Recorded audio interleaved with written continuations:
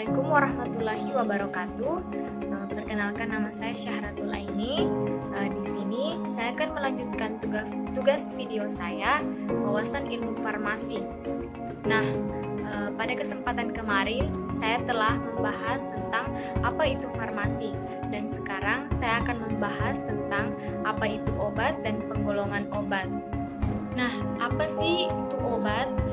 Jadi, obat adalah bahan atau gabungan bahan-bahan zat kimia ataupun bahan alamiah yang digunakan untuk mendiagnosis suatu penyakit, mencegah, mengurangi, menghilangkan, bahkan menyembuhkan suatu penyakit, luka, ataupun kelainan badannya dan rohania, baik pada manusia maupun hewan, serta dapat memperelok badan atau bagian tubuh pada manusia. Selanjutnya, penggolongan obat. Nah, adapun penggolongan obat berdasarkan jenisnya sesuai yang tertuang dalam Permenkes Republik Indonesia yang terdiri dari obat bebas terbatas, obat keras, obat narkotika, dan obat psikotropika. Yang pertama, obat bebas. Nah, obat bebas adalah obat golongan yang dijual bebas di pasaran dan bisa dibeli tanpa resep dokter. Nah, golongan obat ini termasuk golongan yang aman untuk dikonsumsi. Kemudian, obat ini dapat dibeli tanpa resep di apotik, bahkan ada yang dijual di warung-warung. Nah, tanda khusus dari obat golongan ini adalah lingkaran berwarna hijau dengan garis tepi berwarna hitam. Nah, contoh dari golongan obat ini adalah paracetamol dan juga vitamin-vitamin. Yang kedua, obat bebas terbatas. Nah, obat bebas terbatas adalah segolongan obat yang dalam jumlah tertentu aman untuk dikonsumsi, tapi jika terlalu banyak maka akan menimbulkan efek yang berbahaya. Nah, golongan ini tidak memerlukan resep dokter untuk dibeli. Nah, golongan ini disimbolkan dengan lingkaran berwarna biru dengan garis tepi berwarna hitam. Nah, biasanya golongan obat ini memiliki peringatan pada kemasan, yaitu peraturan nomor pertama, peraturan nomor 2, peraturan nomor 3, peraturan nomor 4, peraturan nomor 5, dan peraturan nomor 6. Contoh dari golongan obat ini adalah anti-mabok atau antimo, kemudian anti-flu seperti Nosa, Decolgen, dan lain-lain. Yang ketiga, obat keras. Nah, obat keras adalah golongan obat yang berbahaya sehingga pemakaiannya harus dalam pengawasan dokter. Nah, obat keras ini hanya dapat diperoleh dari apotik, puskesmas, dan fasilitas pelayanan kesehatan lainnya seperti balai pengobatan dan klinik dengan menggunakan resep dokter. Nah, golongan obat keras ini memiliki efek yang sangat keras sehingga jika digunakan sembarangan akan memperparah penyakit, bahkan dapat menyebabkan kematian.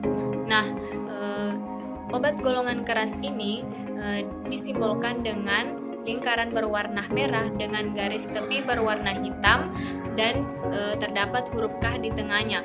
Nah, contoh dari golongan obat keras ini adalah antibiotik seperti amoxicillin dan juga antihipertensi seperti amlodipin. Yang keempat, golongan psikotropika.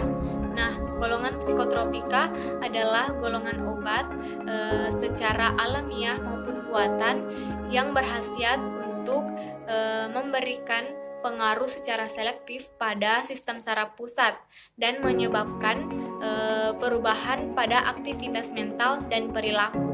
Nah, golongan obat ini masih termasuk dalam golongan obat keras. Golongan obat ini disimbolkan dengan lingkaran berwarna merah dan huruf K di tengahnya. Dan contoh dari golongan obat ini adalah amfetamin dan diazepam. Yang kelima, golongan narkotika. Nah, golongan narkotika adalah golongan obat yang berasal dari tanaman ataupun bukan tanaman tanaman, baik sintesis maupun semi-sintesis, yang dapat menyebabkan perubahan kesadaran diri, mulai dari penurunan hingga hilangnya kesadaran, dapat meringankan bahkan menghilangkan rasa nyeri, dan golongan ini dapat menimbulkan ketergantungan. Nah, simbol dari golongan narkotika ini adalah simbol lingkaran berwarna merah dan tanda palang di tengahnya. Nah, contoh dari golongan obat ini adalah ganja, kodein, kokain, dan lain-lain. Selanjutnya, bentuk sediaan farmasi. Nah, sediaan farmasi adalah obat, bahan obat, obat tradisional, dan kosmetika. Nah, berdasarkan bentuknya, sediaan farmasi ini dibagi atas 3 jenis. Yang pertama adalah bentuk sediaan solid atau padat. Nah, bentuk sediaan solid atau padat adalah sediaan yang mempunyai bentuk dan tekstur yang padat dan kompak. Contoh dari sediaan ini adalah serbuk, pil, tablet, kapsul, dan supositoria. Kemudian yang kedua, bentuk sediaan semi-solid atau semi-padat adalah sediaan topikal yang digunakan untuk diaplikasikan pada kulit atau membran mukosa yang memberikan efek lokal atau sistemik. Nah, contoh dari sediaan ini adalah salep, pasta, gel, dan krim. Kemudian yang ketiga, bentuk sediaan solid atau cair adalah bentuk sediaan yang berwujud cair yang mengandung satu atau lebih zat aktif yang terlarut atau terdispersi dalam medium yang homogen jika diaplikasikan. Nah, contoh dari sediaan ini adalah larutan, suspensi, emulsi. Selanjutnya yaitu penggunaan obat antiinflamasi golongan kortikosteroid, yaitu dexamethasone di kalangan masyarakat. Kortikosteroid adalah golongan obat yang mengandung hormon steroid yang berfungsi untuk menambah hormon steroid pada tubuh jika diperlukan dan meredakan peredangan atau inflamasi, serta menekan kerja sistem imun pada tubuh secara berlebihan. Nah, salah satu contoh dari golongan kortikosteroid ini adalah obat dexamethasone. Nah, obat dexamethasone adalah salah satu obat antiinflamasi yang bekerja untuk meredakan peradangan atau antiinflamasi serta sebagai antihistamin atau anti alergi pada tubuh. Obat dexamethasone ini bekerja dengan cara memasuki dinding sistem sel imun untuk mematikan zat-zat yang menghasilkan senyawa-senyawa yang dapat memicu adanya peradangan, sehingga peradangan itu dapat diatasi. Nah, efek samping dari obat dexamethasone ini sendiri adalah jika digunakan dalam waktu yang panjang, maka akan menyebabkan gangguan gastrointestinal, osteoporosis, sakit kepala, gangguan siklus haid, gangguan cairan elektrolit tubuh, nafsu makan bertambah, muka bulat atau moon face, serta menambah berat badan. Tapi kebanyakan orang di kalangan masyarakat ini menggunakan obat dexamethasone ini sebagai obat penambah nafsu makan. Padahal sebenarnya itu tidaklah benar, karena indikasi dari obat dexamethasone itu bukan untuk sebagai penambah nafsu makan atau obat untuk menggemukkan, melainkan sebagai kortikosteroid yang telah dijelaskan tadi.